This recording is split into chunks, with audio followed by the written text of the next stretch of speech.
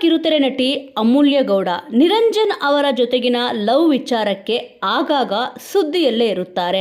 ಕಮಲಿ ಧಾರಾವಾಹಿಯಲ್ಲಿ ನಿರಂಜನ್ ಮತ್ತು ಅಮೂಲ್ಯ ಗೌಡ ಜೋಡಿಯಾಗಿ ನಟಿಸಿದ್ದರು. ಇವರಿಬ್ಬರು ರಿಯಲ್ ಲೈಫ್ನಲ್ಲೂ ಒಂದಾಗಲಿದ್ದಾರಾ ಅನ್ನೋದೇ ಹಲವರಿಗೆ ಸದ್ಯಕ್ಕಿರುವ ಕುತೂಹಲದ ಪ್ರಶ್ನೆ. ಈ ಮಧ್ಯೆ ತಮ್ಮ ಬಾಲ್ಯದ ಕ್ರೇಜಿ ಲವ್ ಪ್ರಪೋಸಲ್ ಬಗ್ಗೆ ಅಮೂಲ್ಯ ಅವರು ನೆನಪಿಸಿಕೊಂಡಿದ್ದಾರೆ. ನಟಿ ಅಮೂಲ್ಯ ಗೌಡ ಕನ್ನಡಿಗರಿಗೆ ಚಿರಪರಿಚಿತರಾಗಿದ್ದಾರೆ. ಬಿಗ್ ಬಾಸ್ ಕನ್ನಡ OTT ಮತ್ತು ಬಿಗ್ ಬಾಸ್ ಕನ್ನಡ ಸೀಸನ್ 9ರ ಸ್ಪರ್ಧಿಯಾಗಿದ್ದ ಅಮೂಲ್ಯ ಗೌಡ ಸದ್ಯ ತೆಲುಗು ಧಾರಾವಾಹಿಗಳಲ್ಲಿ ಹೆಚ್ಚು ಬ್ಯುಸಿಯಾಗಿದ್ದಾರೆ. ಕಮಲಿ ಧಾರಾವಾಹಿ ಇವರಿಗೆ ಹೆಚ್ಚು ಖ್ಯಾತಿಯನ್ನು ತಂದುಕೊಟ್ಟಿತ್ತು. ಈ ಧಾರಾವಾಹಿ 2018ರಲ್ಲಿ ಆರಂಭವಾಗಿ 2022ರಲ್ಲಿ ಮುಕ್ತಾಯ ಆಗಿತ್ತು.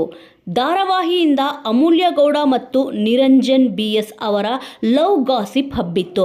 ಸದ್ಯ ಇಂದಿಗೂ ಇವರ ಅಭಿಮಾನಿಗಳಿಗೆ ಇದು ಕುತೂಹಲದ ಪ್ರಶ್ನೆಯಾಗಿ ಉಳಿದುಕೊಂಡಿದೆ. ಈ ಮಧ್ಯ ಅವರಿಗೆ ಇಲ್ಲಿಯವರೆಗೂ ಬಂದಿರುವ ಪ್ರಪೋಸಲ್ ಎಷ್ಟು ಎಂಬುದನ್ನು ಅಮೂಲ್ಯ ಅವರು ರಿವೀಲ್ ಮಾಡಿದ್ದಾರೆ. ಸದ್ಯ ತೆಲುಗು ಧಾರಾವಾಹಿಗಳಲ್ಲಿ ಬ್ಯುಸಿಯಾಗಿರುವ ಅಮೂಲ್ಯ ಗೌಡ ಇತ್ತೀಚೆಗೆ ಮಾಧ್ಯಮವೊಂದಕ್ಕೆ ಸಂದರ್ಶನ ನೀಡಿದ್ದಾರೆ. ಈ ವೇಳೆ ಅವರಿಗೆ ಎಷ್ಟು ಪ್ರಪೋಸಲ್ ಬಂದಿದೆ ಎಂದು ಕೇಳಲಾಗಿದೆ. ಇದಕ್ಕೆ ತುಂಬ ಪ್ರಪೋಸಲ್ ಬಂದಿದೆ ಎನ್ನುತ್ತಾ, ಈಗೆಲ್ಲ ಪ್ರಪೋಸ್ ಮಾಡೋದು ಸುಲಭ, ತುಂಬ ಈಸಿಯಾಗಿ ಇನ್ಸ್ಟಾಗ್ರಾಮ್ನಲ್ಲಿ ಮೆಸೇಜ್ ಮಾಡಿಬಿಡ್ತಾರೆ. ಆದರೆ ಹಿಂದೆ ಆ ರೀತಿ ಇರ್ತಿರ್ಲಿಲ್ಲ.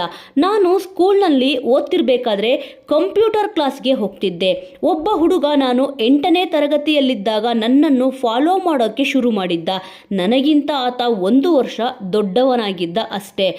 8ರಿಂದ 10ನೇ ತರಗತಿ ಮುಗಿಯುವವರೆಗೂ ಆತ ನನ್ನನ್ನು ದಿನವೂ ಫಾಲೋ ಮಾಡುತ್ತಿದ್ದ ಮತ್ತು ಆತ ನನ್ನನ್ನು ಮಾತನಾಡಿಸುತ್ತಿರಲಿಲ್ಲ, ಏನೂ ಮಾಡ್ತಿರಲಿಲ್ಲ. ಆದರೆ ಪ್ರತಿದಿನವೂ ನನ್ನ ಹಿಂದೆ ಬರ್ತಿದ್ದ.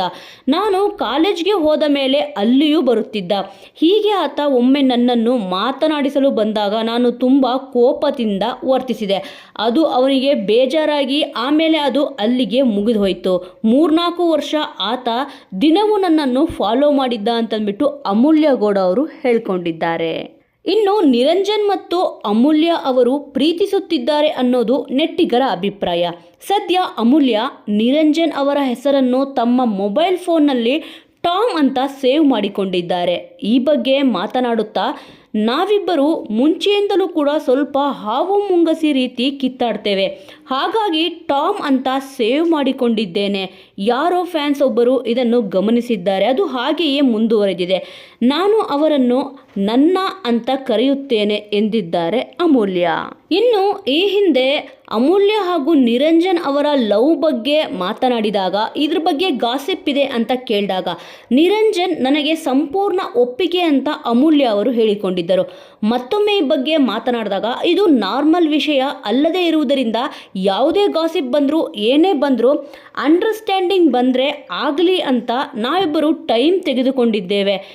ನಾವಿಬ್ಬರು ಸದ್ಯಕ್ಕೆ ಒಳ್ಳೆಯ ಫ್ರೆಂಡ್ಶಿಪ್ನಲ್ಲಿ ಇದ್ದೇವೆ. ನಾವಿಬ್ಬರು ಒಂದಾದರೆ ಒಳ್ಳೆಯದು, ಆಗಲಿಲ್ಲ ಅಂದರೂ ಕೂಡ ಬೇಜಾರಿಲ್ಲ ಅಂತ ಅಮೂಲ್ಯ ಗೌಡ ಅವರು ಹೇಳ್ಕೊಂಡಿದ್ದರು.